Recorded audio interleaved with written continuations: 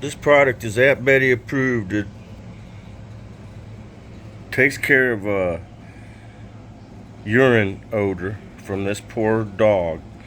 The poor guy leaks everywhere he goes, and he gets his diaper off. Yes, he has to wear a diaper. Milo's in bad shape. We're not going to have him much longer. I just can't make the decision.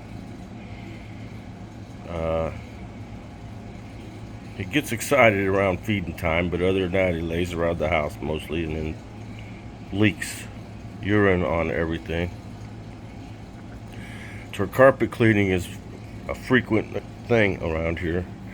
If I notice this starts smelling, I get out the rug doctor. And I'm about to wear out one. If I have to, I'll buy another rug doctor. But I just can't put my dog down. I just can't do it. So you get poof or new car smell. This stuff is the bomb, man. Try it. You'll be like, every time you get in your car. Gee, this smells good. I'm not kidding.